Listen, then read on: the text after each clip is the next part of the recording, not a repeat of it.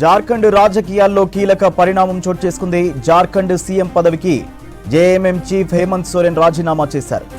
ED విచారణ తర్వాత రాజ్ భవన్ వెళ్లిన సోరెన్ గవర్నర్కు రిజైన్ లెటర్ అందజేశారు. ఇటు జేఎంఎం ఎమ్మెల్యేల సమావేశంలో తమ నేతగా చంపై సోరెన్ను ఎన్నుకున్నారు. ఎమ్మెల్యేలతో కలిసి రాజ్ భవన్ వెళ్లిన చంపై సోరెన్ తదుపరి ముఖ్యమంత్రిగా ప్రమాణ స్వీకారం చేయించాలని గవర్నర్కు లేఖనందించారు. దీంతో జార్ఖండ్ తదుపరి సీఎంగా చంపై సోరెన్ బాధ్యతలు చేపట్టనున్నారు. మనీ లాండరింగ్ ఆరోపణలు ఎదుర్కొంటున్న హేమంత్ సోరెన్ను ఈడీ ఇవాళ సుదీర్ఘంగా విచారించింది. కాసేపట్లో సోరెన్ను అరెస్టు చేస్తారంటూ జోరుగా ప్రచారం జరుగుతోంది.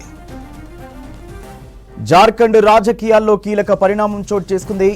జార్ఖండ్ సీఎం పదవికి జేఎంఎం చీఫ్ హేమంత్ సోరెన్ రాజీనామా చేశారు.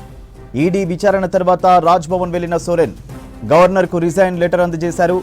ఇటు జేఎంఎం ఎమ్మెల్యేల సమావేశంలో తమ నేతగా చంపై సోరెన్ను ఎన్నుకున్నారు.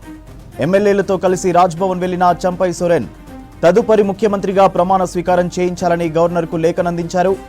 దీంతో జార్ఖండ్ తదుపరి సీఎంగా చంపై సోరెన్ బాధ్యతలు చేపట్టనున్నారు. మనీ లాండరింగ్ ఆరోపణలు ఎదుర్కొంటున్న హేమంత్ సోరెన్ను ఈడీ ఇవాళ సుదీర్ఘంగా విచారించింది. కాసేపట్లో సోరెన్ను అరెస్టు చేస్తారంటూ జోరుగా ప్రచారం జరుగుతోంది.